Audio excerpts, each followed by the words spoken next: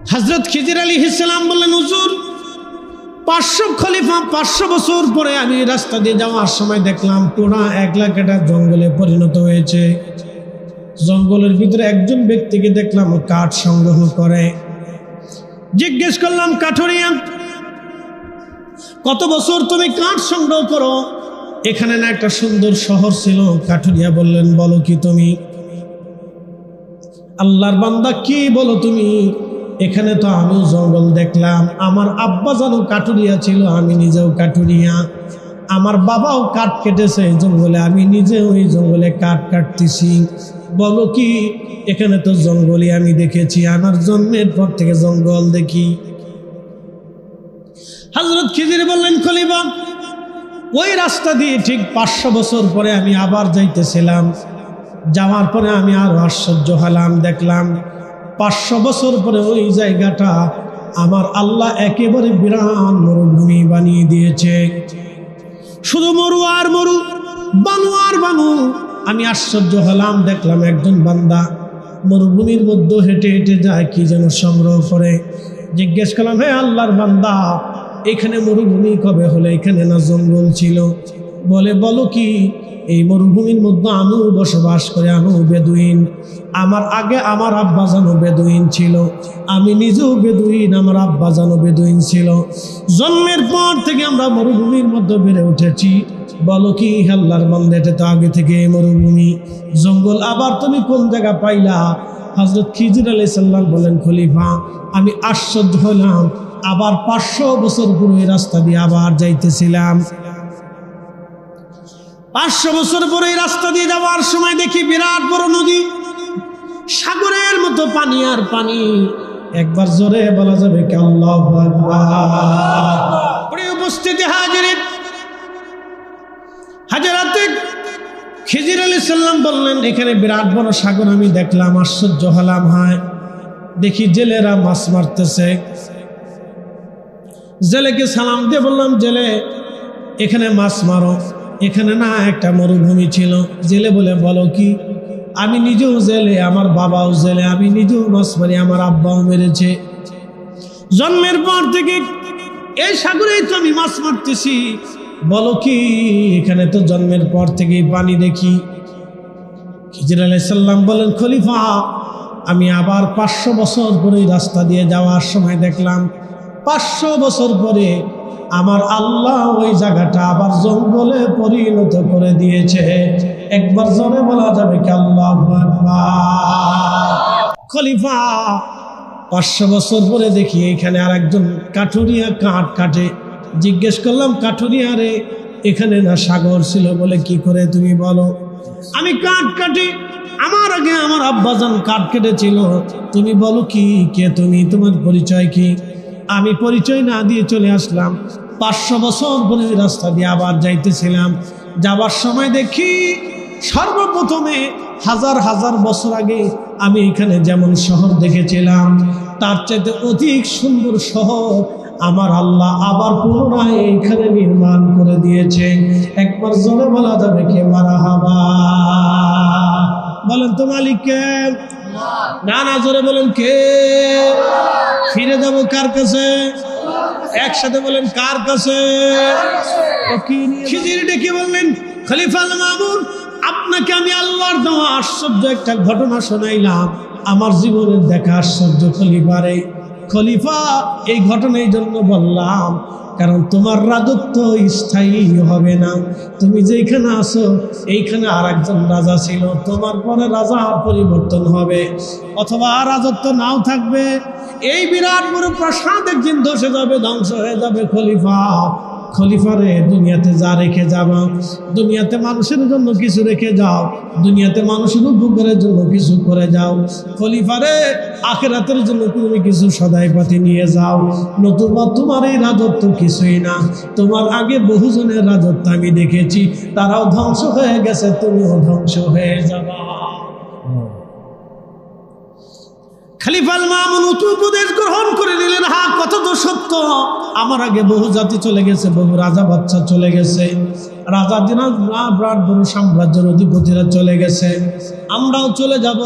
এই উপস্থিতি খুব মনোযোগ দিয়ে কথাগুলি শুনবেন। দুইটা জিনিস নেওয়া লাগবে, এক নম্বর ঈমান, দুই নম্বর আমল। ঈমান আমল। আচ্ছা বলেন তো, পৃথিবীতে শীত দেয় কে? পৃথিবীর সমস্ত জ্ঞান যদি একত্রিত হয়ে চিন্তা করে যে আমরা শীতকালে গরম দেব, পারবে? তাহলে আমরা অসহায় কার কাছে? আল্লাহর কাছে আমরা অবশ্যই অসহায়, কিন্তু এই কথাটা আমরা ভুলে যাই। আমরা অবশ্যই আল্লাহর কাছে অসহায়, আমরা এই কথাটা বেমালুম ভুলে যাই।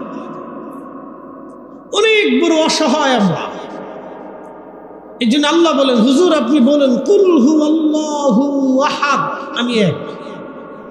আপনি আরো বলে দেন আল্লাহুস সামাদ, আমি কারো মুখাপেক্ষী না, সব সৃষ্টি আমি আল্লাহর মুখাপেক্ষী। সমগ্র সৃষ্টি আমি আল্লাহর মুখাপেক্ষী, আমি কারো মুখাপেক্ষী না। প্রিয় উপস্থিতি, বাতাস যিনি প্রবাহিত করেন তিনি আল্লাহ। আমাদের দেশে এখন গরমও না, শীতও না, বৃষ্টির কারণে আবহাওয়া মোটামুটি সহনীয় পর্যায়ে আছে। ঠিক একই টাইমে ইউরোপে চলে যান, একেবারে 40 ডিগ্রি সেলসিয়াস তাপমাত্রা প্রায়, অথচ আবার শীতকালে সেখানে -ডিগ্রি নিচ পর্যন্ত তাপমাত্রা থাকবে, প্রচণ্ড বরফ পড়বে। এখন প্রচণ্ড গরম পড়তেছে, তখন প্রচণ্ড বরফ পড়বে। একই পৃথিবী, উত্তপ্ত মরুভূমির ভিতরে গেলে আপনি সব শুকিয়ে আসবে প্রচণ্ড গরমে, আবার রাত্রিবেলা আপনাকে শীতে শরীর কাঁপিয়ে দেবে। একই মরুভূমিতে দিন একরকম, রাতে আর এক রকম। বৈচিত্র্যের মালিক কে? না, আওয়াজ ধরে দিতে হবে, আস্তে দিলে হবে না, একসাথে বলেন কে? কে? আমরা ফিরে চলে যাব কার কাছে? তাতে কোনো সন্দেহ নাই, আমরা আল্লাহর কাছে ফিরে চলে যাব। তন্তরে এখানে মসজিদ 100 বছর আগে ছিল না, কথা ঠিক আছে কিনা? এখানে 100 বছর আগে মসজিদ ছিল না, অথবা 500 বছর আগে এই অঞ্চলে পূজা হতো। আবার বলি, 500 বছর আগে এই অঞ্চলে কি হতো? পূজা হতো। 500 বছর পরে এইখানে কি হচ্ছে? আজান হচ্ছে, ওয়াজ হচ্ছে। বাকি 500 বছর পরে এইখানে জঙ্গল হতে পারে, বাকি 500 বছর পরে এখানে মরুভূমি হতে পারে, বাকি 500 বছর পরে এখানে জনমানবহীন হতে পারে, বাকি 500 বছর পরে এখানে খ্রিস্টান অধ্যুষিত হতে পারে। আমরা কেউ জানি। পৃথিবী বিখ্যাত বাদশা ছিলেন খলিফা আল মামুন। তিনার রাজ দরবারে একজন যুবক ছিল, সে বড় আল্লাহ ওয়ালা ছিল, খুব আধ্যাত্মিক শক্তির অধিকারী ছিল। তার সাথে মাঝে মধ্যে হজরতে খাজা খিজির আলাইহিস সালাতু ওয়াস সালাম এসে কথা বলতেন। একসাথে বলবেন না সুবহানাল্লাহ? কি আপনাদের কাছে খুব আশ্চর্য মনে হচ্ছে, তাই না? হ্যাঁ, এটা আশ্চর্য মনে হবে, আশ্চর্য মনে হবে। খিজির আলাইহিস সালাতু ওয়াস সালাম তিনি এসে কথা বলতেন।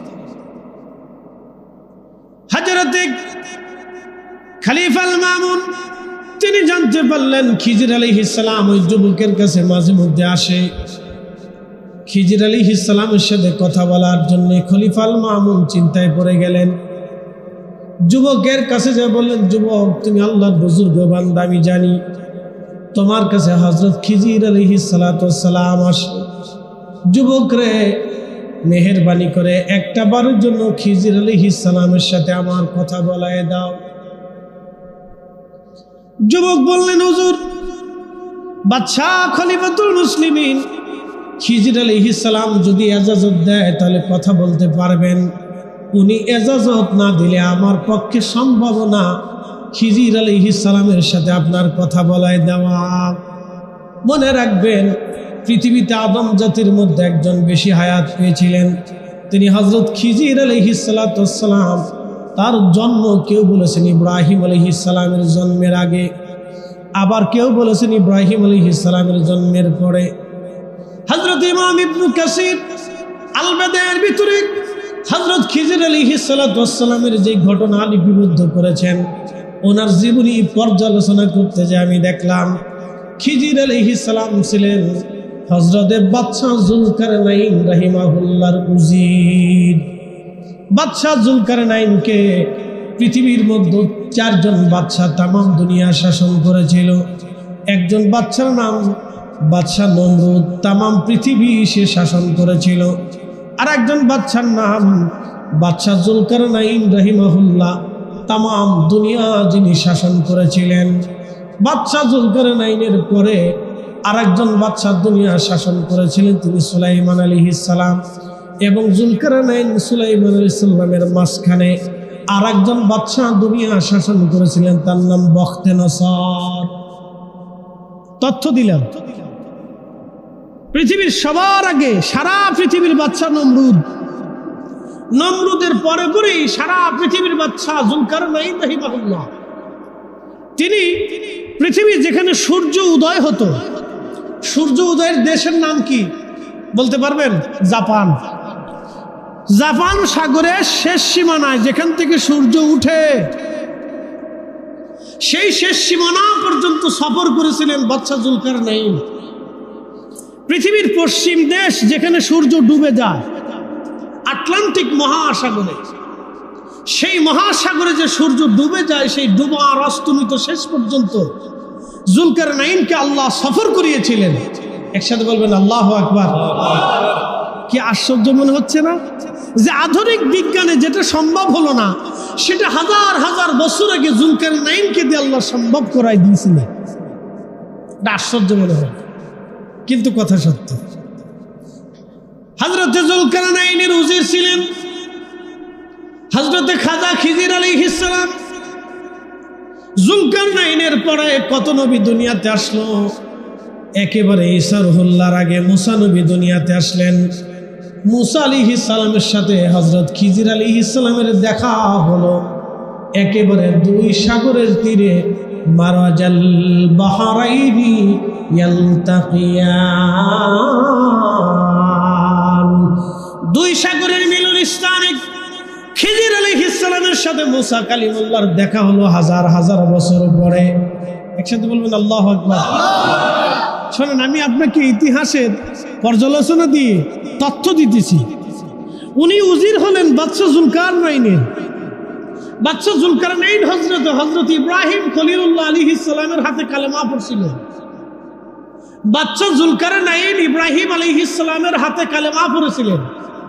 আর ইব্রাহিম আলাইহিস সালাতু ওয়াস সালামের কাছে নমরুদ ধ্বংস হয়েছিল। নমরুদের পরে বাদশাহ যুলকারনাইন ইব্রাহিম আলাইহিস সালামের হাতে কালেমা পড়েছিলেন।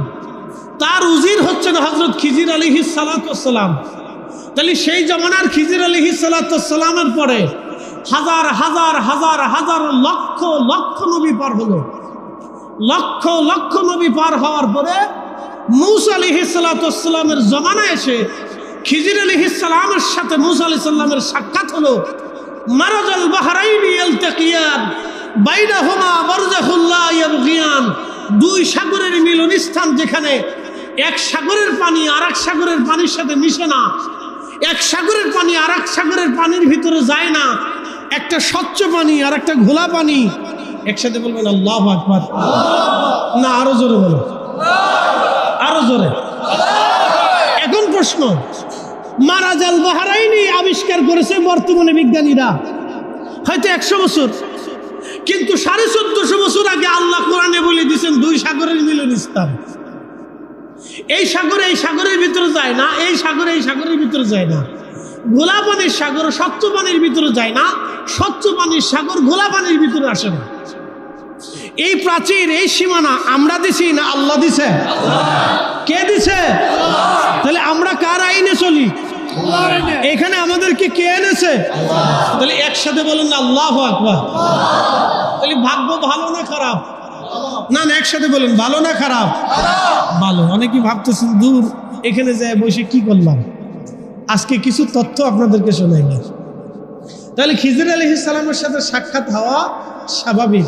যে কোনো আল্লাহর ওলির সাথে খিজির আলাইহিস সালাতু ওয়াস সালামের সাক্ষাৎ হতে পারে।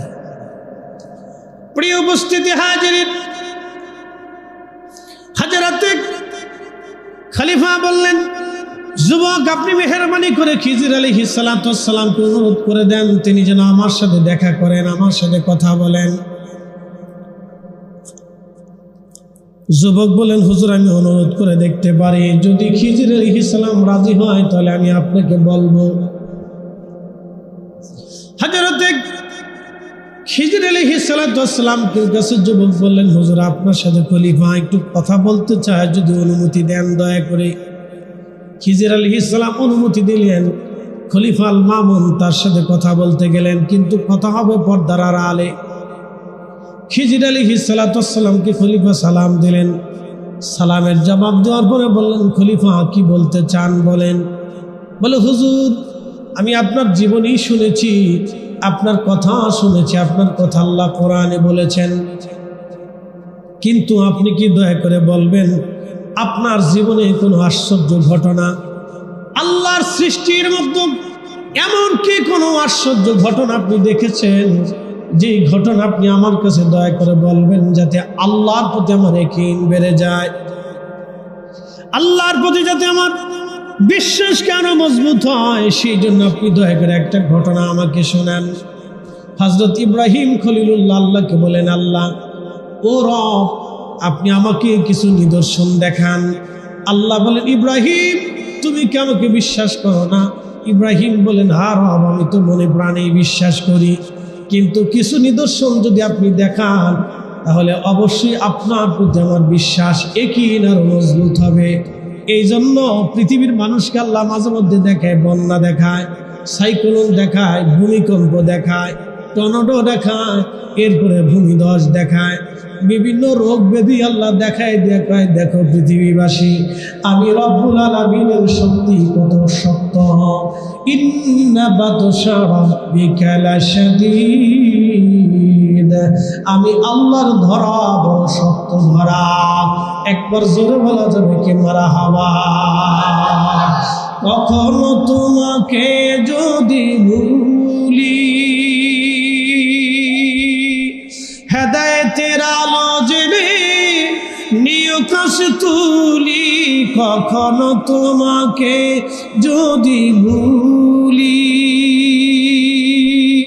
হেদায়েতের আলো জেনে নিও কষ্টুলি, ঠাই দিও প্রিয়তম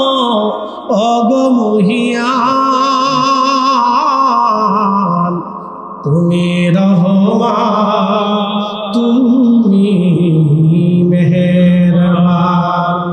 অন্ধ গাহে না শুধু তোমারি গুণগান, অন্ধ গাহে না শুধু তোমারি গুণগান, বুঝেও বুঝে না তবু শান, তুমি রহমান তুমি মেহেরবান।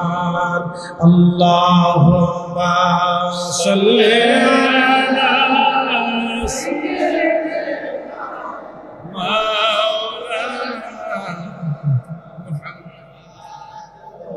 আলা সাইয়্যিদিনা।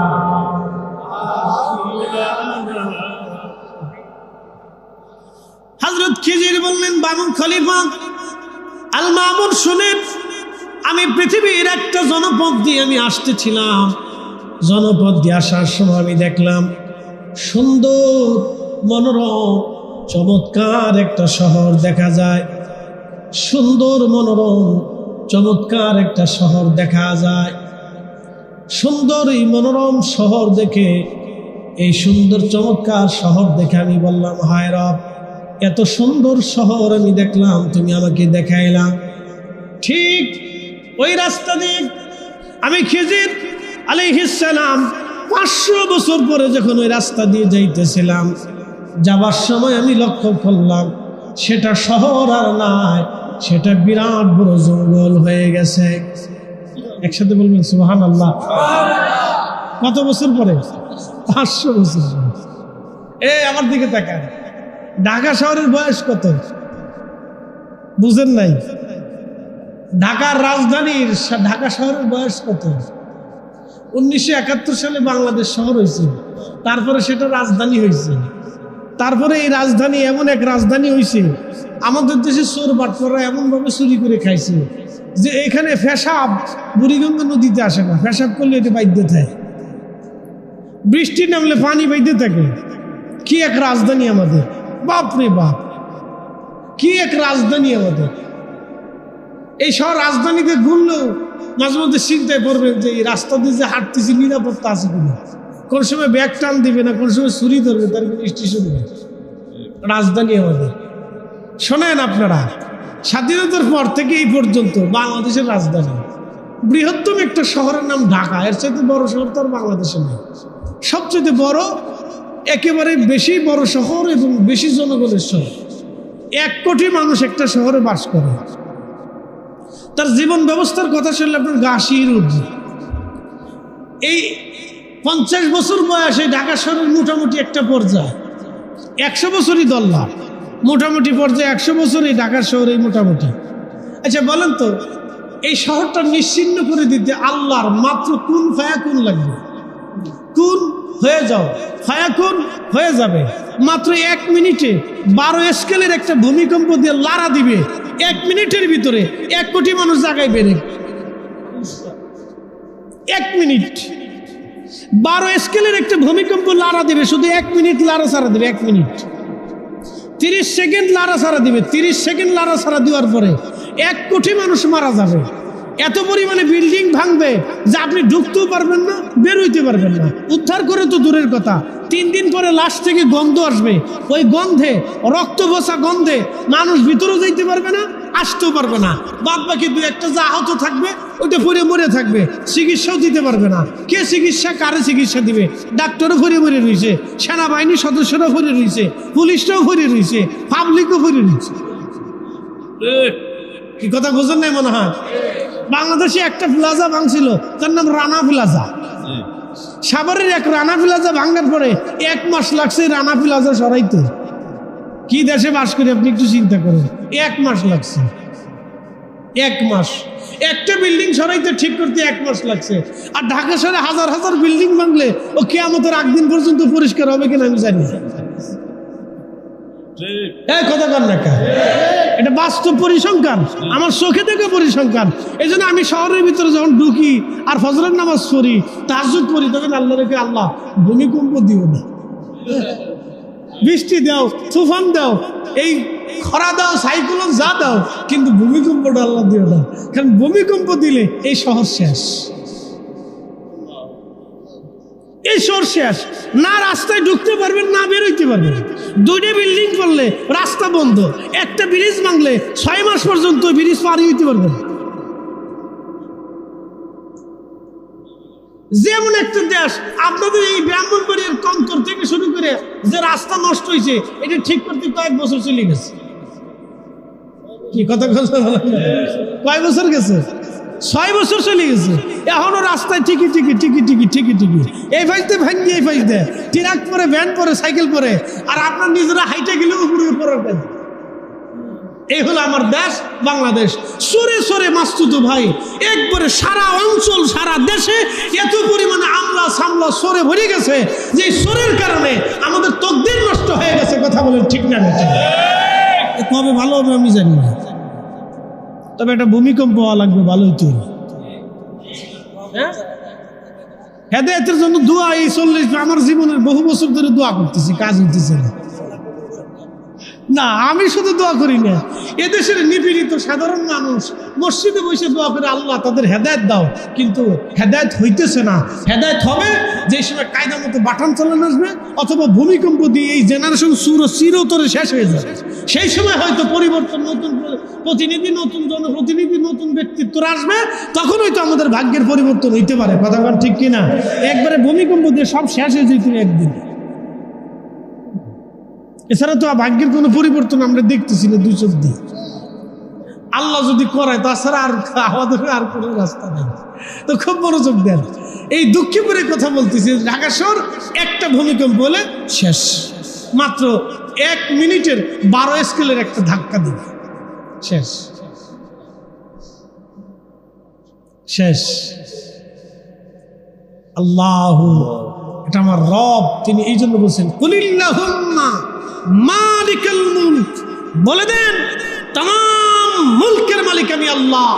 তুতিল মুলকা মান তাশা ওয়া তানজিউল মুলকা মিম্মান তাশা, আমি যাকে খুশি রাজত্ব দেই, যার কাছ থেকে খুশি রাজত্ব ছিনিয়ে নিয়ে চলে যাই। একসাথে বলবেন আল্লাহু আকবার। মালিকে মালিকে প্রিয় উপস্থিতি হাজিরিন,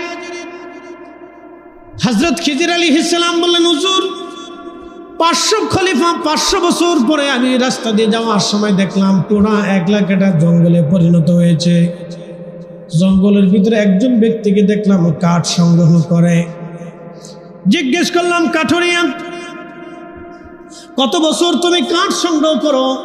এখানে না একটা সুন্দর শহর ছিল? কাঠুরিয়া বললেন বলো কি তুমি? আল্লাহর বান্দা কি বলো তুমি? এখানে তো আমিও জঙ্গল দেখলাম, আমার আব্বা জানো কাঠুরিয়া ছিল, আমি নিজেও কাঠুরিয়া, আমার বাবাও কাঠ কেটেছে এই জঙ্গলে, আমি নিজেও এই জঙ্গলে কাঠ কাটতেছি। বলো কি? এখানে তো জঙ্গলই আমি দেখেছি, আমার জন্মের পর থেকে জঙ্গল দেখি। হযরত খিজির বললেন খলিফা, ওই রাস্তা দিয়ে ঠিক 500 বছর পরে আমি আবার যাইতেছিলাম। যাওয়ার পরে আমি আরো আশ্চর্য হলাম, দেখলাম 500 বছর পরে ওই জায়গাটা আমার আল্লাহ একেবারে বিরাট মরুভূমি বানিয়ে দিয়েছে। শুধু মরু আর মরু, বানু আর বানু। আমি আশ্চর্য হলাম, দেখলাম একজন বান্দা মরুভূমির মধ্যে হেঁটে হেঁটে যায়, কি যেন সংগ্রহ করে। জিজ্ঞেস করলাম, হে আল্লাহর বান্দা, এখানে মরুভূমি কবে হলো? এখানে না জঙ্গল ছিল? বলে বলো কি? এই মরুভূমির মধ্যে আমিও বসবাস করে, আমিও বেদুইন। আমার আগে আমার আব্বা জানো বেদুইন ছিল, আমি নিজেও বেদুইন, আমার আব্বা জানো বেদুইন ছিল। জন্মের পর থেকে আমরা মরুভূমির মধ্যে বেড়ে উঠেছি। বলো কি আল্লাহর বান্দা, এটা তো আগে থেকে মরুভূমি জঙ্গল, আবার তুমি কোন জায়গা পাইলা? হযরত খিজির আলাইহিস সালাম বলেন খলিফা, আমি আশ্চর্য হলাম, আবার 500 বছর পরে রাস্তা দিয়ে আবার যাইতেছিলাম। 500 বছর পরে রাস্তা দিয়ে যাওয়ার সময় দেখি বিরাট বড় নদী, সাগরের মতো পানি আর পানি। একবার জোরে বলা যাবে কি আল্লাহু আকবার? এই জন্য বলছি 500 বছর আগে এখানে উলু উলু হতো, এই তন্ত্রে 500 বছর আগে উলু উলু হতো। 500 বছর পরে এখানে এখন আজান হয়, বাকি 500 বছর পরে কি হবে আমরা জানি। এই জন্যে আমাদের কবর নিশ্চিহ্ন হয়ে যাবে। বলেন তো আপনারা 500 বছর আগের একটা কবর আপনাদের অঞ্চলে দেখাই দেন তো। 500 বছর আগের একটা কবর আপনারা দেখান। 500 বছরে যার 100 বিঘে জমি ছিল, 500 বিঘে জমি ছিল, 1000 বিঘে জমি ছিল, জমিদার ছিল, রাজা ছিল, আমির ছিল, ওমরা ছিল, নায়েবে আমির ছিল, নায়েবে জমিদার ছিল, নায়েবে বাদশা ছিল, বাদশাদের প্রতিনিধি ছিল, তাদের কবর কোথা? এ বাংলাতে তো সালতানাত ছিল, নবাবী ছিল, ব্রিটিশ ছিল, তারপরে মুঘল ছিল, এরপরে বহু রাজা ধীরাজ রাজা বাদশারা ছিল। বলেন তাদের কবর কোথায় আছে? দেখার নাই। 700 বছর আগে কবর কোথায় আছে? এই যে বাংলাদেশের কত প্রত্যন্ত অঞ্চলে জমিদার ছিল, আজকে জমিদারদের ঠিকানা পর্যন্ত নিশ্চিহ্ন হয়ে যাচ্ছে। ঠিক 500 বছর পরে আমাদেরও কবর নিশ্চিহ্ন হবে। এই দুইটা জিনিস আমাদেরকে কবর নিতে হবে। 1 নম্বর ঈমান, 2 নম্বর আমল। 1 নম্বর ঈমান, 2 নম্বর আমল। কথা বলো ঠিক না বেটি?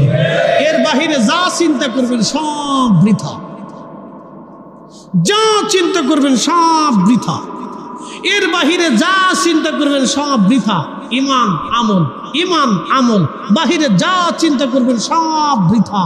এই জন্য ঈমান আমল দুইটা জিনিস নিয়ে যান। ইমাম হুসেন কারবালায় মাথা নত করতে পারতেন, তার ছোট্ট বাহিনী নিয়ে ইয়াজিদের সামনে সারেন্ডার করতে পারতেন, কিন্তু এই মুহররম মাসের 10 তারিখে ছেলে হারাইলেন, কন্যা হারাইলেন, স্ত্রী হারাইলেন, সন্তানদেরকে জুদা করলেন, আত্মীয়রা শহীদ হলো, ভাতিজারা শহীদ হলো, ভাগিনারা শহীদ হলো, বংশের মানুষ শহীদ হলো, বন্ধুবর্গ শহীদ হলো, সাথীরা শহীদ হয়ে গেল, দেশের মানুষ শহীদ হলো, আত্মীয় স্বজন শহীদ হয়ে গেল। তারপরও তিনি মাথা নত করেন নাই, কারণ তিনি যদি মাথা নত করতেন এই উম্মত মিথ্যার সামনে, বেঈমানের সামনে, মুনাফিকের সামনে চিরজীবন মাথা করত। উনি মাথা উঁচু করেছিলেন বিধায় এখনো মুসলমান মাথা উঁচু করে থাকে। ঠিক না? উনি যদি মাথা নিচু করতেন তাহলে এই উম্মত মাথা নিচু করতো কাফেরের সামনে, বেঈমানের সামনে, মুনাফিকের সামনে, নাস্তিকদের সামনে, মুরতাদদের সামনে এই উম্মত মাথা নিচু করে থাকতো। এই জন্য দেখবেন এই উম্মত মাথা নিচু করে না, যুগে যুগে মাথা উঁচু করে থাকে, যুগে যুগে মাথা উঁচু করে থাকে। পৃথিবীর থেকে সমস্ত মানুষ থেকে মুসলমানরা আলাদা। মুসলমানরা মাথা নিচু করে জাতি না, মুসলমানরা মাথা উঁচু করে রাখা জাতি। কারণ হুসাইনের চেতনা নিয়ে মুসলমান জীবিত থাকে, হুসাইনের চেতনা নিয়ে সুন্নিরা জিন্দা থাকে। এই জন্য দেখবেন সুন্নিরা মাথা নত করে না। কথা বলে ঠিক না বেঠিক? আল্লাহর ওলিরা মাথা নত করে নাই, না খাজা বাবা আজমিরি, না মুজাদ্দিদ আল ফেসানি, না শাহজালাল ইয়ামানি, না কুতুবউদ্দিন কাকি, না নিজামউদ্দিন আউলিয়া, না ইমাম আবু হানিফা, না ইমাম শাফিঈ, না ইমাম আহমদ, না ইমাম মালিক। পৃথিবীর কোন উলামা, পৃথিবীর কোন খুদালা, পৃথিবীর কোন ওলি কোন সময় কাফিরের সামনে, জালিমের সামনে মাথা নত করে নাই। আল্লাহু আকবার। একটাই কারণ, ইমাম হুসেন শিক্ষা দিয়ে গেছে। এই জন্য ইসলাম জিন্দা হতা হে হার কারবালা কি বাত, কবি ঠিক লাগছে। ইমাম হুসেন মাথা নত করলে ইসলামই থাকতো। আবার বলি, ইমাম হুসেন যদি সেই দিন মাথা নত করতেন তাহলে ইসলামই থাকতো। কিন্তু বড় আফসোস, বাংলাদেশের হাজার হাজার মসজিদে মুহররম মাসে ইমাম হুসেন রাদিয়াল্লাহু আনহুর জন্য কোনো আলোচনাই হয় না, তাদের সম্পর্কে কোনো ওয়াজি হয় না। আপনি ঠিক করলে ঠিক না ঠিক করলে, বাংলাদেশে সারা মসজিদে পর্যবেক্ষণ করেন, 1000 মসজিদে আপনি পর্যবেক্ষণ করেন, 1000 মসজিদ দেখেন, বহু মসজিদের ইমাম সাহেব মুহররম মাস আসলে ইমাম হুসেনের আলোচনাই হয় না। অথচ যিনি মাথা নত করলে ইসলাম শেষ হয়ে যেত, তিনি মাথা উঁচু করেছিলেন বিদায় আজকে ইসলাম টিকে রয়েছে। উনি মাথা নিচু করলে ইসলামই হয়ে যাবে।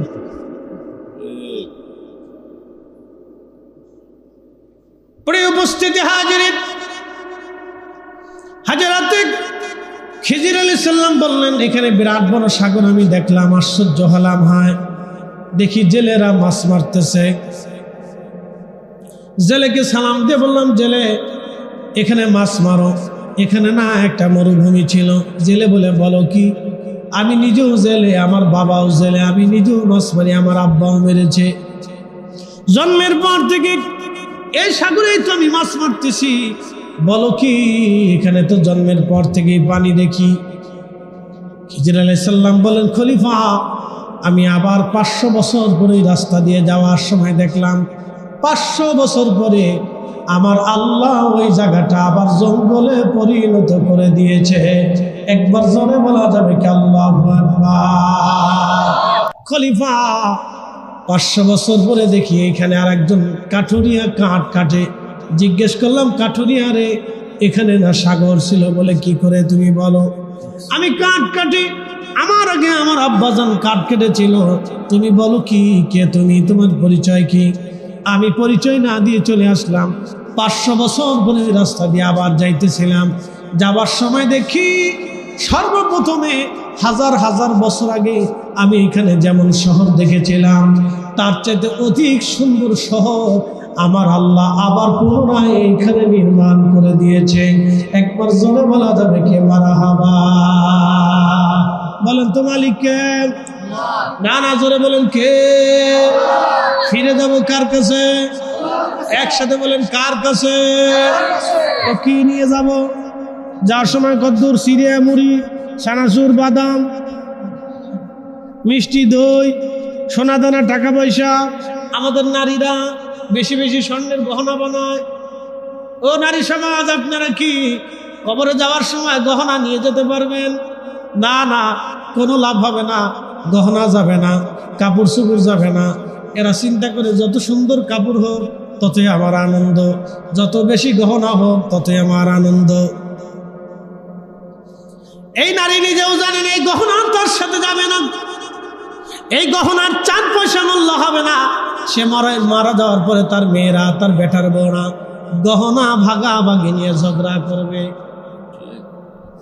চিরসত্য। তার মারা যাওয়ার পরে এই গহনা নিয়ে তার বেটার বউরা, তার মেয়েরা গহনা ভাগাভাগি নিয়ে ঝগড়া করবে। এ বলবে আমার এখানে কম পড়ে গেছে, এ বলবে ওই সুন্দরটা আমার দরকার, এ বলবে মা আমার এটা দিয়ে গেছে। ঝগড়া বেঁধে যাবে, ফ্যামিলির মধ্যে ঝগড়া চলতে থাকবে, কিন্তু ওই মহিলা কবরের মধ্যে কেমন আছে কেউ খোঁজ খবর নেবে না। এই জন্য নিজের সারা নিজে সেরে দিয়ে যান। দুইটা জিনিস কবরে নিয়ে যান, ঈমান ও আমল, ঈমান ও আমল। খিজির ডেকে বললেন, খলিফা আল মামুন, আপনাকে আমি আল্লাহর দেওয়া আশ্চর্য একটা ঘটনা শোনাইলাম, আমার জীবনের দেখা আশ্চর্য খলিফারে। খলিফা, এই ঘটনা এই জন্য বললাম কারণ তোমার রাজত্ব স্থায়ী হবে না। তুমি যেখানে আছো এইখানে আর একজন রাজা ছিল, তোমার পরে রাজার পরিবর্তন হবে, অথবা রাজত্ব নাও থাকবে। এই বিরাট বড় প্রাসাদ একদিন ধসে যাবে, ধ্বংস হয়ে যাবে। খলিফারে দুনিয়াতে যা রেখে যাবা, দুনিয়াতে মানুষের জন্য কিছু রেখে যাও, দুনিয়াতে মানুষের উপকারের জন্য কিছু করে যাও। খলিফারে আখিরাতের জন্য তুমি কিছু সদাই পাতি নিয়ে যাও, নতুবা তোমার এই রাজত্ব কিছুই না। তোমার আগে বহুজনের রাজত্ব আমি দেখেছি, তারাও ধ্বংস হয়ে গেছে, তুমিও ধ্বংস হয়ে যাবা। খলিফা আল মামুন উপদেশ গ্রহণ করে নিলেন, হা কত তো সত্য, আমার আগে বহু জাতি চলে গেছে, বহু রাজা বাচ্চা চলে গেছে, রাজা দিনা বিরাট বড় সাম্রাজ্যের অধিপতিরা চলে গেছে, আমরাও চলে যাব। এই উপস্থিতি খুব মনোযোগ দিয়ে কথাগুলি শুনবেন। দুইটা জিনিস নেওয়া লাগবে, এক নম্বর ঈমান, দুই নম্বর আমল। ঈমান আমল, ঈমান নিতে হবে, ঈমান। প্রশ্ন রাখবেন, হুজুর কোন ঈমান আমরা নিব? যে ঈমানে খাজা বাবা আজমিরি রহমাতুল্লাহ আলাইহি, খাজা বাবা আজমিরি রহমাতুল্লাহ আলাইহি গরিবে নওয়াজ হয়েছে, যেই ঈমানে খাজা বাবা আজমিরি রহমাতুল্লাহ আলাইহি 90 লক্ষ কাফেরকে মুসলমান বানিয়েছে, ওই ঈমান ওয়ালা আমাদের হওয়া লাগবে। কথা বলেন ঠিক কিনা? মানে বুঝেন নাই, আবার বুঝাই। যেই ঈমানে মুজাদ্দিদ আল ফিসানি সিরহিন্দি ফারুকি সম্রাট আকবরকে পদানত করে জাহাঙ্গীরকে শুধরাইয়া তিনি বাংলার দিল্লির মসনদ যিনি দখল করেছিলেন, কালেমার পতাকা দিল্লির মসনদে উড়িয়েছিলেন, তিনি শেখ সিরহিন্দি মুজাদ্দিদ আল ফিসানি ফারুকি। সেই ঈমানে আমাদেরকে ঘুমাইতে হবে, যেই ঈমানে শাহজালাল ইয়ামানি মুজাররিদি রাহমাতুল্লাহ আলাইহি মাত্র 360 জন ওলি নিয়া এই জমিনে আল্লাহর দ্বীন প্রতিষ্ঠিত করেছিলেন। সেই ঈমানে আমাদেরকে ঘুমাইতে হবে। এই আমার দিকে দেখান, শাহজালাল ইয়ামানি 360 জন ছিল। কোরআন ছিল কয়টা? না 2 পর্দার কোরআন? এক কোরআন, এক কালেমা, এক ঈমান, এক আকীদা, এক বিশ্বাস, এক মানহাজ, এক তরিকা, এক নীতি, এক সব, এক কোরআন, এক আল্লাহ, শেষ নবী, তিনার নীতি, তিনার আদর্শ, সুন্নাহ। 360 জন, কোনো মত নাই, দল নাই, পার্থক্য নাই, ধাক্কাধাক্কি, ফাড়াফাড়ি, গুতাগুতি, মতানৈক্য কিচ্ছু নেই। 360 জন আল্লাহর জমিনে আল্লাহর দ্বীন প্রতিষ্ঠিত করলেন। আমরা এখন সারা বাংলাদেশে আলেম আছি 60 লক্ষ, গুতাগুতি, ফাড়াফাড়ি, ঠেলাঠেলি, ধাক্কাধাক্কি, লাড়ালাড়ি। ঠিক কথা কন দেখা, লাড়ালাড়ি, গুতাগুতি, ধাক্কাধাক্কি, ফাড়াফাড়ি। মুহররম আসলো, একদল তো বলেই ফেললো হুসাইন রাদিয়াল্লাহু আনহু কারবালায় যাওয়া ভুল ছিল। না বুঝেন নাই মনে হয়? এই আমার দিকে তাকান, ইমাম হুসাইনের যদি ভুল হয় তাহলে ভুল হওয়ার কথা আল্লাহর নবী, আর আল্লাহর নবীর যদি ভুল হয় তাহলে ভুল হওয়ার কথা আল্লাহ, আর আল্লাহ যদি ভুল হয় কিন্তু কিছুই নেই। কথা বুঝেন নাই মনে হয়? তাহলে এই মৌলবীর সাথে আমি দল করবো কেমনে? কথা বুঝেন নাই মনে হয়? এই মৌলবীর সাথে আমি এক হবো কেমনে? যিনি আমার ঈমানের উপর হাত মারছে ওনার সাথে আমি এক কেমনে হব? শাহজালাল ইয়ামানি এক পথে, শাহজালাল ইয়ামানির যেই পথ, খাজা আজমিরির সেই পথ, খাজা বাকিবিল্লাহর সেই পথ, কুতুবউদ্দিন কাকির সেই পথ, নিজামুদ্দিন আউলিয়ার সেই পথ, এই মুজাদ্দিদ আল ফিসানির সেই পথ, হুজুর গাউসে পাকের সেই পথ। সব অলিদের এক রাস্তা, অলিদের কোনো দল হয় না, অলিদের পথ একটা, অলিদের মত একটা, অলিদের রাস্তা একটা। কিন্তু আমরা আলেমদের ভিতরে বিরাট ভাগাভাগি, পারাপারি, গুতাগুতি, লাতালি। সতুরের হুজুর কেবলা যেই মত, ফুরফুরের হুজুরের সেই মত, ফুরফুরের হুজুরের যেই মত, ফতেলি রসুলের সেই মত, ফতেলি রসুলের যেই মত, হুজুর গাউসে পাকের সেই মত, হুজুর গাউসে পাকের যেই মত, খাজা বাবা আজমিরের সেই মত, খাজা বাবা আজমিরের যেই মত, শাহজালালের সেই মত, শাহজালালের যেই মত, কুতুবউদ্দিন কাকের সেই মত, কুতুবউদ্দিন কাকের যেই মত, এই আল্লাহর ওলিদের সেই পথ, এক পথ, কিন্তু গুতাগুতি আমাদের ভিতরে। ওলিদের মধ্যে কোনো তফাৎ নেই, ওলিদের মধ্যে কোনো মতামতি নেই, কোনো পার্থক্য নাই, মত পার্থক্য নাই, দলাদলি নেই, লাঠালাঠি নেই, গুতাগুতি নেই। দেখবেন না পৃথিবীর কোন অলি আর এক অলির সাথে লাঠিতে ফিটাফিটি করছে, জীবনে দেখছেন? কোন ইতিহাসে পাবেন? আল্লাহর কসম করে বলি, যদি দেখাই দিতে পারেন তো গরিবাদ দিয়ে চুরি করবে। কিন্তু আমরা আলেমরা একটা আরেকটার ফিটে।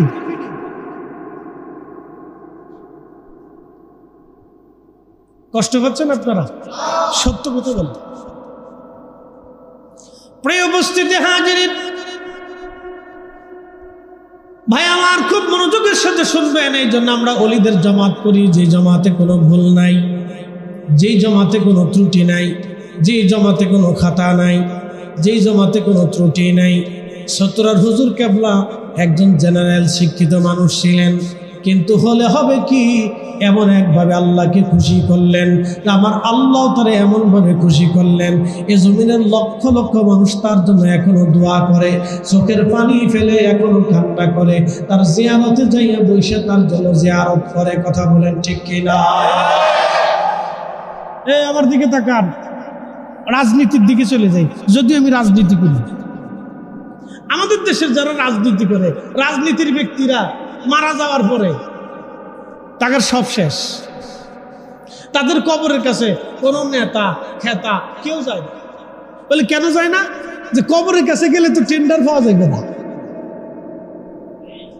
কথা কথা দেখে, কবরের কাছে গেলে টেন্ডার পাওয়া যাবে না, ওই চাকরি পাওয়া যাবে না, পুলিশের সুযোগ সুবিধা, রাষ্ট্রীয় সুযোগ সুবিধা পাওয়া যাবে না। তেহাতার কবরের কাছে গেলে কেন নাগরিক। আর নেতা এমন নেতা ছিল, সুযোগ টিভি কিছু টাকা নিয়ে গিয়ে, তো যে গেছে নেতার পাশে, সেও চিন্তা করলে নেতাই খাইছে টাকা, আমিও দিছি টাকা, আমিও পাইছি টাকা, আরেকজন দিছে টাকা, যে চাকরি পাইছে সেও চিন্তা করে আমি তো টাকা দিয়ে চাকরি নিয়েছি, ছাতা উনি বললে কি আর বাস নেই। এই জন্য মানবিকভাবে অন্তর থেকে কেউ কাউকে ভালোবাসে না। কিন্তু সতুরার হুজুর টাকা নেন নাই, পয়সার দিকে তাকান নাই, তিনি আল্লাহর দিকে তাকিয়েছেন। শাহজালাল ইয়ামানি টাকা নেন নাই, পয়সা নেন নাই, শুধু আল্লাহর জন্যই করেছেন, যার কারণে কোটি কোটি মানুষকে আল্লাহ তিনাদের দিকে ঝুঁকিয়ে দিয়েছে। কথা বল ঠিক না?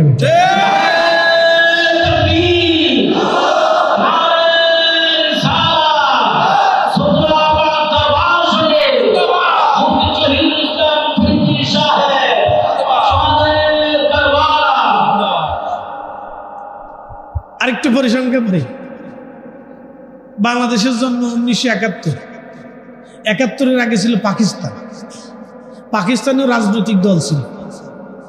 পাকিস্তানে যে রাজনৈতিক দল ছিল বাংলাদেশে এসে সেটা এখন আর নাই। কথা ঠিক আছে না? অনেক দল এখন নাই, দুই একটা কোন রকম জিয়ে রয়েছে।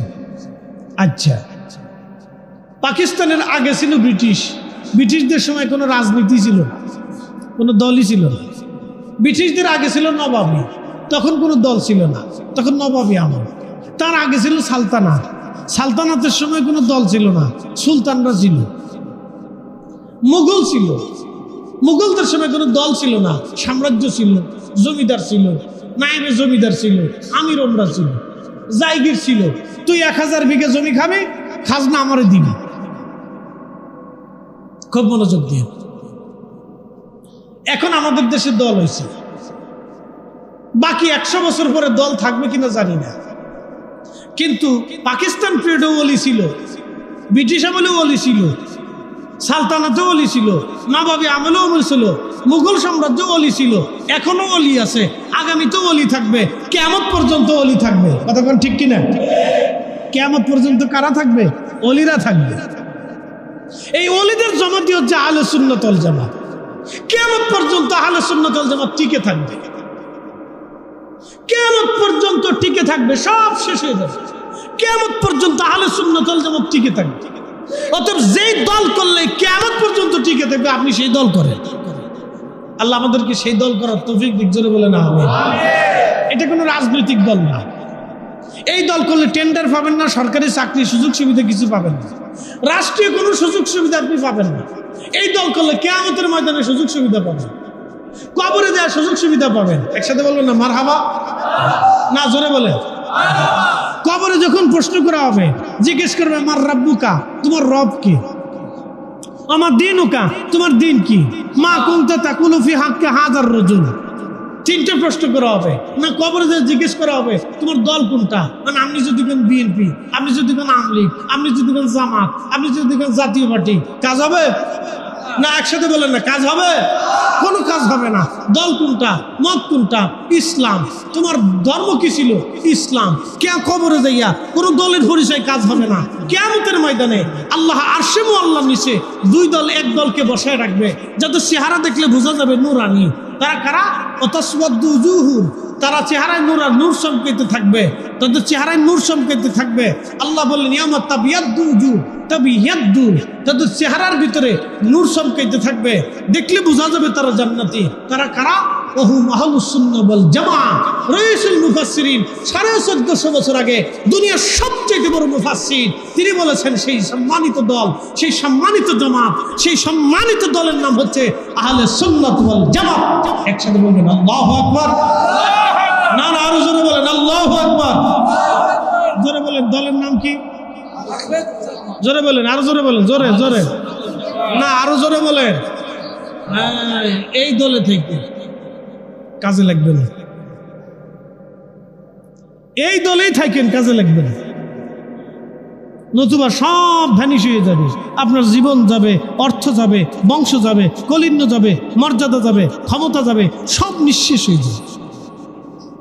একটা পরিচয় থাকবে, আপনি মুসলিম। কোন মুসলিম? আহলে সুন্নাত ওয়াল জামাতের মুসলিম। কিয়ামতের ময়দানে আর এক দলের চেহারা থাকবে মলিন, তাসওয়াদ্দু উজুহুম। মলিন চেহারা কারা? তারা কারা? হুম আহলুল বিদআ ওয়াল গুমরাহ, তারা বেদাতি গুমরাহি দল। আল্লাহ বলেন ফাআম্মাল্লাযীনা আসওয়াদ্দাত উজুহুহুম, এরে আমার বান্দারা, আজকে তোদের চেহারা মলিন কেন? কিসের জন্য তোদের চেহারা আজকে মলিন হয়ে আছে? আল্লাহ কোরআনে আল্লাহ বলতেছেন, তখন আল্লাহ বলবেন আকাফারতুম বাদা ঈমানিকুম, তোরা ঈমান আনার পরে বেঈমান হয়েছিলি, দূর হয়ে যা, চলে যা। আজকে ফাযুকুল আযাবা বিমা কুনতুম তাকফুরুন, আজকে আমি রবের দরবারে তোদের কোনো জায়গা হবে না, তোরা জাহান্নামে চলে যা। এই জন্য পরিচয় নিয়ে যান আহলে সুন্নাত ওয়াল জামাত। আমরা সুন্নি মুসলমান, একবার জোরে বলা যাবে কি মারহাবা। সালাতুন ইয়া রাসূলুল্লাহ আলাইকুম, সালামুন ইয়া হাবিবাল্লাহ, সালাতুন ইয়া রাসূলুল্লাহ আলাইকুম, সালামুন ইয়া হাবিবাল্লাহ। আজ আমি একবারে শেষ প্রান্তে নিয়ে আসছি, লম্বা কথা আমার, এই কষ্ট দেব না প্রিয় ভাই আমার। আমরা দোহার ভিতরে চলে যাবে, ইতিমধ্যেই সময় কম। শুধু একটা ঘটনা আপনাদেরকে শোনাই দিয়ে যাই। ইমাম হুসাইন রাদিয়াল্লাহু আনহু কারবালায় শহীদ হয়ে গেলেন। ওনার শির কাটা হলো, পুরো দেহ মোবারকটাকে আলাদা করা হলো। পৃথিবীতে একজনের মাজার, দুইটা মাজার আছে, তিনি ইমাম হুসাইন রাদিয়াল্লাহু আনহু। ওনার একমাত্র উনি সেই ব্যক্তি, ওনার জিয়ারত দুই জায়গায় চলে। পৃথিবীর সমস্ত নবীদের জিয়ারত এক জায়গায় হয়, সমস্ত ওলিদের জিয়ারত এক জায়গায় হয়, সমস্ত আলেমদের জিয়ারত এক জায়গায় হয়, অর্থাৎ তার যেখানে কবর আছে ওইখানে তার জিয়ারত হয়। কিন্তু ইমাম হুসাইন রাদিয়াল্লাহু আনহুর জিয়ারত দুই জায়গায় হয়। এক নম্বর জিয়ারত হয় ইরাকের কারবালা, দুই নম্বর জিয়ারত হয় মিশরের আল আজহার বিশ্ববিদ্যালয়ের পাশে। হযরত ইমাম হুসাইন রাদিয়াল্লাহু আনহুর পবিত্র শের মুবারক কেটে বর্ষার আগে বিদায় ইয়াজিদের সৈন্যরা তারা আনন্দ করতে করতে সিরিয়ার দামেস্কে চলে গেল। সিরিয়ার দামেস্কে যাওয়ার পরে যিনি ইয়াজিদ, আজকে ইয়াজিদের নামের আগে যিনি রহমতুল্লাহ আলাইহি ব্যবহার করে, আবার দেখলাম এক মৌলভী আমিরুল মুমিনিন বলতেছে ইয়াজিদ যদি মুমিনদের আমির হয় তাহলে হাসিনা দোষ করছে কি?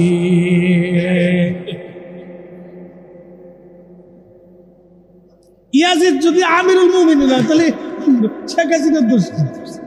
তাহলে এই আপনার আমাদের ডক্টর ইউনূসের দোষ কি? উনি তাহলে আমিরুল মুমিনিন, মুমিনদের আমির।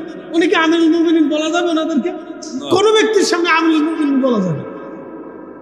ইয়াজিদ যদি আমিরুল মুমিনিন হয়, সে হবিগঞ্জের মৌলভী ওয়াজ করতেছে উনি আমিরুল মুমিনিন, ওর জুতা দিয়ে বাইরে গিয়ে মসজিদ থেকে বের করার দেয়। কথা বুঝেন নাই মনে হয়?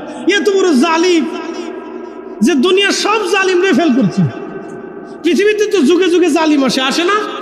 নানান সময় জালিম আসে, সময়ে সময়ে দেশে দেশে জালিম, প্রত্যেক দেশে দুই একটা করে জালিম আছে, সময়ে সময়ে জালিম। তো এত জালিম যদি হয় তো সব জালিমরে ফেল করছে ইয়াজিদ। হেতের নামের আগে আমিরুল মুমিনিন। দেখেন তার কর্মসূচিটা কি ছিল। ইমামে মাকামের পবিত্র মস্তক মুবারক কেটে বর্ষার আগে নিয়ে গেছে। ইয়াজিদ হুকুম দিল তার মাথা পুরা সিরিয়ার দামেস্ক করে অলিগলি দিয়ে ঘুরাও, মানুষের দেখাও। কি বুঝলেন? আমার দিকে তাকান। আপনাদের দেশে কাইজিডাঙ্গা হয়, মারামারি হয়, হয় না ভাই? বহুত মারামারি হয় সারা দেশে, খালি ব্রাহ্মণবাড়িয়ার দোষ হয় মারামারি, কিন্তু সারা দেশে দোষ খালি ব্রাহ্মণবাড়িয়া। ফেসবুকে ইউটিউবে দেখলে মানুষ ঢুকে এটা কি ব্রাহ্মণবাড়িয়া নেই, কিন্তু মারামারি হইতেছে কিন্তু হবিগঞ্জে, নবীগঞ্জে। যে মারামারিটা হইল 2 দিন, বাপরে বাপ, সেনাবাহিনী হয়েছে থামাইতে পারে না। আমরা ফরিদপুরে ডালকাতরা নিয়ে দিন তারিখ নির্দিষ্ট করে তারপরে কাইজেই নামে, একবারে যুদ্ধের মতো সিস্টেম। দিন তারিখ নির্দিষ্ট করে অমুক দিন অমুক টাইমে তোদের সাথে মারামারি হবে, ডালকাতরা দিয়ে তারপরে মারামারি, কুবাকুবি হয়। এতে মানুষের হতাহত কম হয়, 2 গ্রুপ 2 পাশে তারা কুবাকুবি চলতে থাকে, কিন্তু সাধারণত হতাহত কম হয়। মানে দিন তারিখ নির্দিষ্ট, আর হঠাৎ মারামারি তোর মানুষের আহত নিহত বেশি হয়। তো খুব মনোযোগ দেন, মারামারি সারা দেশেই হয়। বাংলাদেশের কোনো এক অঞ্চলে মারামারি থেকে একবারে কম না, সুযোগ পাইলে সবাই মারামারি করে, খালি ব্রাহ্মণবাড়িয়ার দোষ। আমি আমার একটা পরিসংখ্যানে দেখায়, ব্রাহ্মণবাড়িয়া জেলার ভিতরে যত মাহফিল হয়, আমার মনে হয় বাংলাদেশে এমন বিভাগ আছে সারা বিভাগে অত মাহফিল হয়। এক জেলার ভিতরে যত মাহফিল হয়, মারহাবা কর না। মানুষ যদি এত খারাপ হইতো তো মাহফিল দেখে কি কথা, ঠিক আছে না? মানুষ যদি এত খারাপই হয় তো মাহফিল কেন দিবে? এটা একটা মানুষের যে রোষ উঠে দিছে যে খালি ব্রাহ্মণবাড়িয়া মারা, দেখিস মারামারি সব জায়গায় হয়। তো মনোযোগ দেন, যে কথা বলছিলাম যে এদেশে মারামারি হয়, মারামারি হওয়ার পরে মানুষ মারা গেলে, মরে যাওয়ার পরে তার আর কিছু কেন চলে আসে। কিন্তু ইমাম হুসেইন রাদিয়াল্লাহু আনহুকে শাহাদাতের পরে তার মাথা কেটে বর্ষায় ঝুলাইয়া তার আনন্দ করতে করতে সিরিয়াতে গেছে। ইয়াজিদ তার দাফন কাফনের ব্যবস্থা না করিয়া সে হুকুম দিল কি, যে তোমরা তার মাথা বর্ষার আগে ঝুলাইয়া সারা দামেস্কের অলিগুলি দিয়ে ঘুরাইয়া দেখাও, মানুষে দেখাইতে থাকো, বিজয় মিছিল করো। আসতে বলবেন না নাউজুবিল্লাহ? হ্যাঁ, একটু জোরেই বললেন। এটা জুলুম তো জুলুম, জালিমের পরে জালিম। পৃথিবীর শ্রেষ্ঠ জালিম যদি থাকে তাহলে এই জালিম। ওর নামের আগে আমিরুল মুমিনিন তো হওয়া দূরের কথা, ওর নামের পিছনে লানতুল্লাহি আলাইহি, আল্লাহ তার উপরে লানত দিক। ও বেঈমান হয়ে জাহান্নামে গেছে। ও মরার সময় কোন এক বর্ণনাতে আসছে এক নারীর সাথে জানা করতে গেছিল। বাইজি চিনেন না? আগে রাজা বাচ্চারা বেডি নাচাইতো, তো বাইজি মহিলা নাচাইছে, তার সাথে মদ পান করছে, তার সাথে জানা করছে। মহিলা চিন্তা করছে যে আমার তো জীবন শেষ, আমি তো সারা জীবন অকাম কুকাম করতে করতে গেছি, আজকে সুযোগ পেয়েছি, তোরে মাইরে আমার জীবনের গুনার কাফারা দেব। একসাথে করেন আল্লাহু আকবার। মহিলা চিন্তা করে, আমি তো সারা জীবন জানা করছি, টাকা দিয়ে দেহ বিক্রি করছি, তো আজকে যেহেতু সুযোগ আছে তো তোরে মাইরে আজকে আমার সারা জীবনের গুনার কাফারা দিয়ে দেব। কায়দা মতো মদ খাওয়াইয়া এরপরে শোয়াইয়া কায়দা মতো ছুরি দিয়ে তার বুক খাইয়ে দিয়ে তার জাহান্নামে পাঠাইছে। ইয়াজিদ তো ইমানদার হালতে যায় নাই, ও বেঈমান হইয়া জেনা কইরা নাপাক অবস্থায় জাহান্নামে গেছে। একসাথে বলবেন আল্লাহু আকবার। হ্যাঁ, আর ইতিহাস শুনে রেখে। প্রিয় উপস্থিতি হাজিরিন, হযরত ইমাম হুসাইন রাদিয়াল্লাহু আনহুর পবিত্র মাথা মোবারক ঘোরানো হচ্ছে সিরিয়ার দামেস্কের অলিগলি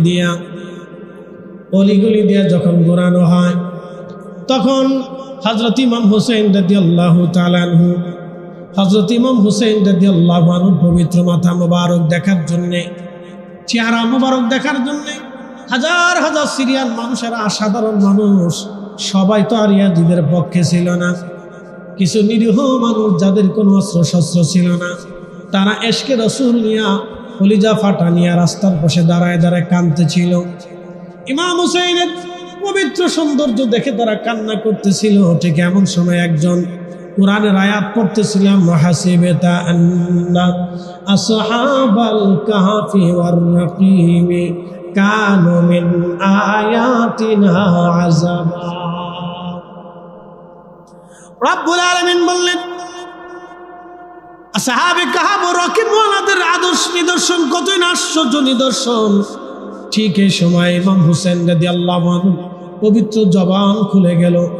জবান খুলে দেওয়ার পরে ইমাম হুসেন রাদিয়াল্লাহু আনহু জবান থেকে আওয়াজ আসলো, আযাবু আসহাবাল কাহফি ওয়ার রাকানাকি আসাবু আযাবু আসহাবাল কাহফি কাতলি ওয়া হামলি। কতই না আশ্চর্য, আসহাবে কাহফ থেকে আমাকে হত্যা করা, আমার মস্তককে ছিন্ন করে আমার মাথা মোবারককে এইভাবে বহন করে নিয়ে অলিতে গলিতে ঘুরে ঘুরে আমাকে অপমান করা, এটা কতই না আশ্চর্যজনক। হযরতে ইমাম মাকামের পবিত্র জবান মোবারক থেকে যখন আওয়াজ আসলো, আহা, তখন মুসলমানরা তার কপালে চুমা খেতে লাগলেন। এর কারণ হলো আল্লাহ বলেন, ওয়ালা তাকুনু লিমান ইউকতালু ফি সাবিলিল্লাহি আমওয়াত, ওয়ালা তাকুনু, তোমরা বলিও না, লিমান ইউকতালু, যারা নিহত হয়, মারা যায়, ফি সাবিলিল্লাহ, আল্লাহর পথে, আল্লাহর পথে যারা মারা যায়, আমওয়াত, তাদেরকে মরা মনে করিও না। বাল আহইয়াউ ওয়ালাকিন লা তাশউরুন, বাল আহইয়া, বরং তারা জিন্দা জিন্দা জিন্দা। একবার জোরে বলা যাবে কি মারহাবা? তারা কি জিন্দা? আমি বলি না, আল্লাহ বলেছে। তারা কি? তারা কি? শহীদরা কি? শহীদরা জিন্দা। শহীদরা কি? জিন্দা। নবীরা কি? জিন্দা। ওলিরা কি? জিন্দা। আপনি জোর করে এই সমাজ মারবেন আর আমরা বলবো সহ্য করবো, তা তো হইতে পারে না। আল্লাহ নিজে বলছে জিন্দা, আর আপনি আইয়া বানাইলেন মুর্দা। এরপরের অংশে আল্লাহ বলতেছেন, ওয়ালাকিন লা তাশউরুন, তারা যে জিন্দা, তোমাদের হৃদয় এটা অনুধাবন করতে পারে না, তোমরা এটা বুঝো না। তারা যে জিন্দা, তোমাদের হৃদয় এটা ধরতে পারে না, তোমরা অনুধাবন করতে পারো না। ইমামে মাকামের পবিত্র শীত থেকে আওয়াজ আসতেছিল, আযাবু আসহাবাল কাহফি কাতলি ওয়া হামলি, আমাকে বহন করা, আমাকে হত্যা করা, আমার সাথে এরকম আচরণ করা, এই আসহাবে কাহফ থেকে কি কম আশ্চর্য? ইমাম হুসেন রাদিয়াল্লাহু আনহু মস্তক থেকে আওয়াজ আসার পরে ওনার মাথা মোবারক নিয়ে যাওয়া হলো।